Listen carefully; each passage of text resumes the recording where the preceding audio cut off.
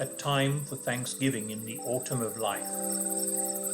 A wise man once said, "There is a time for everything, a season for everything under the sun."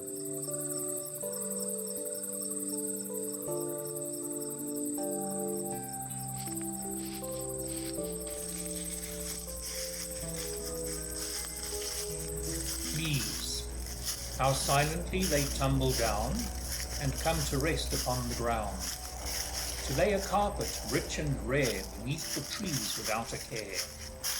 Content to sleep, their work well done, colours gleaming in the sun. At other times they wildly fly until they nearly reach the sky, twisting, turning through the air, till all the trees stand stark and bare. Exhausted, drop to the earth below to wait like children for the snow.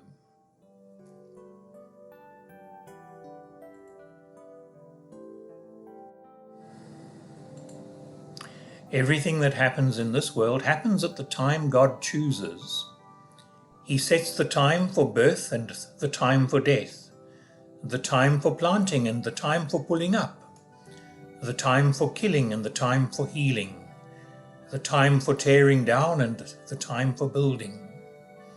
He sets the time for sorrow and the time for joy, the time for mourning and the time for dancing, the time for making love and the time for not making love, the time for kissing and the time for not kissing.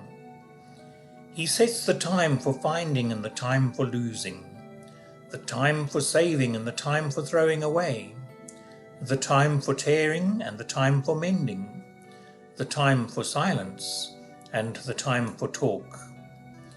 He sets the time for love and the time for hate, the time for war and the time for peace. What do we gain from all our work? I know the heavy burdens that God has laid on us. He has set the right time for everything. He has given us a desire to know the future, but never gives us the satisfaction of fully understanding what He does. So I realized that all we can do is be happy and do the best we can while we are still alive. All of us should eat and drink and enjoy what we have worked for. It is God's gift. I know that everything God does will last forever. You can't add anything to it or take anything away from it. And one thing God does is to make us stand in awe of Him. Whatever happens or can happen has already happened before. God makes the same thing happen again and again.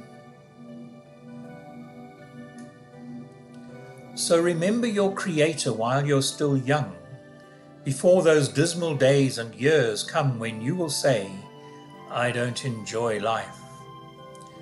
That is when the light of the sun, the moon and the stars will grow dim for you, and the rain clouds will never pass away.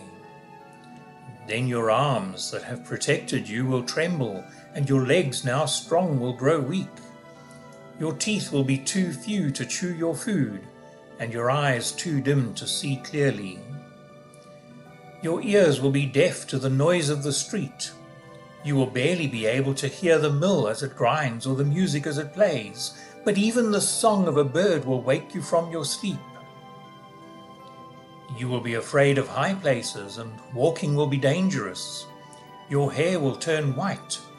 You will hardly be able to drag yourself along, and all desire will be gone. We're going to our final resting place, and then there will be mourning in the streets.